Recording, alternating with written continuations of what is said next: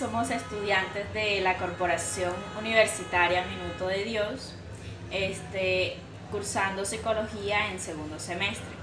Desde el área de biología le vamos a presentar un tema que es la corteza cerebral, en donde el grupo está integrado por Sirley Montalvo, Isaura Rivas y mi persona, Elides Barrios. Anatómicamente hablando, podemos decir que hay una cisura que divide los hemisferios, el derecho y el izquierdo. Si nosotros nos podemos visionar desde una parte superior, se puede ver claramente esta cisura que tiene como nombre la cisura longitudinal. Los hemisferios están cubiertos por una capa de tejido que tiene como nombre pues la corteza cerebral, que es la temática que vamos a hablar. En los seres humanos, pues la corteza cerebral está muy plegada, es decir, que está muy arrugada.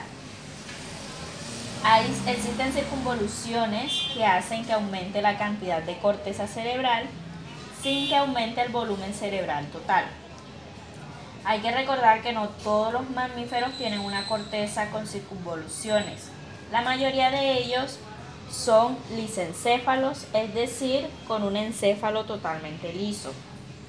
Antes, pues se pensaba que la cantidad y el tamaño de las circunvoluciones determinaban la capacidad intelectual de una especie.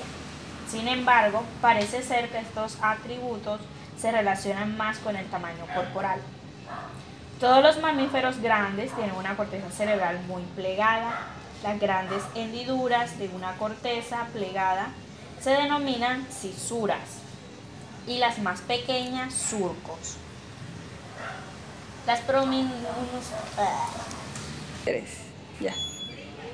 grandes hendiduras de una corteza plegada se denominan las cisuras y las más pequeñas surcos.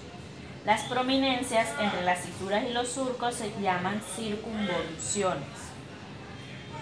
Las dos delimitaciones principales en la cara lateral de cada hemisferio son la cisura central y la cisura lateral. La cisura central, que es esta, y la lateral, que es esta. Pero también existe la cisura llamada parioccipital, que es la que divide pues el lóbulo occipital. Estas cisuras, pues como les estaba diciendo, divide los cuatro hemisferios: el lóbulo frontal, el lóbulo temporal, el lóbulo parietal y el lóbulo occipital. Entre las circunvoluciones más grandes se figuran la circunvolución precentral, que es la que contiene la corteza motora. La circunvolución postcentral, que es la que está acá, es la que abarca la corteza somatosensitiva, o sea, la sensibilidad corporal. Y la circunvolución superior temporal, que es esta que está aquí, es la que incluye la corteza auditiva. Y como último tenemos la función de la corteza occipital, pues ya vendría siendo una función del lóbulo occipital, que es la encargada de las visiones, lo visual. Ahora vamos a hablar sobre los lóbulos. Vamos a empezar con el lóbulo frontal. Sabemos que en los humanos, pues el lóbulo frontal es el más grande que está en el cerebro. Este se caracteriza por su papel en el procesamiento de funciones cognitivas de alto nivel, tales como la planificación, la coordinación, la ejecución, el control de la conducta, y por extensión también se hace posible el establecimiento de metas, las previsiones, las articulaciones del lenguaje y la regulación de las emociones. Además del lóbulo frontal, pues nace la capacidad para tener en cuenta a los demás y establecer teoría de la mente. En definitiva, es uno de los lóbulos cerebrales con un papel más destacado en las funciones que relacionaríamos de un modo más directo con la inteligencia, la planificación y la coordinación de los sucesos, movimientos voluntarios que sean complejos. Esta parte de la corteza es propia de animales vertebrados. y es especialmente grande en los mamíferos y las aves, ya que estos grupos evolutivos contienen las especies pues las más inteligentes que existen en el planeta. El lóbulo parietal se encuentra entre el lóbulo frontal y pues el lóbulo occipital.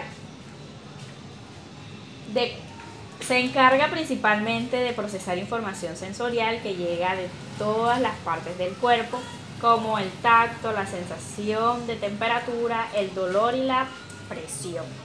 Y es capaz de relacionar esta información con el reconocimiento de números.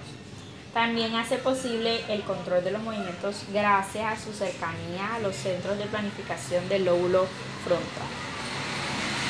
Además de todo esto que acabamos de decir, él recibe la información visual proveniente del lóbulo occipital y trabaja creando asociaciones entre este tipo de datos y otros inputs provenientes de otras áreas.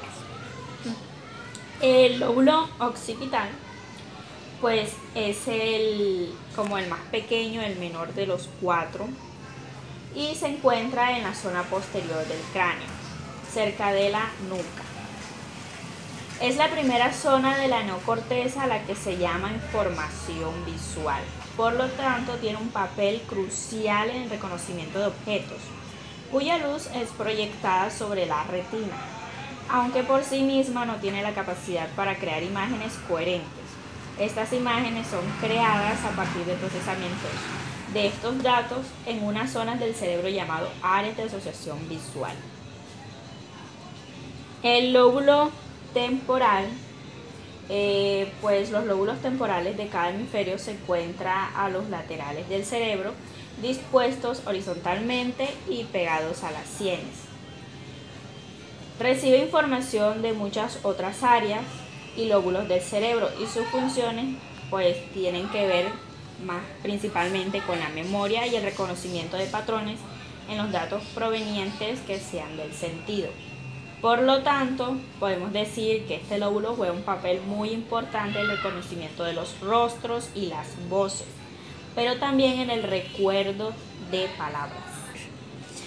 Bueno, y con esto damos terminado pues el tema de corteza cerebral, dando pues los lóbulos, algunas de sus características y sus surcos.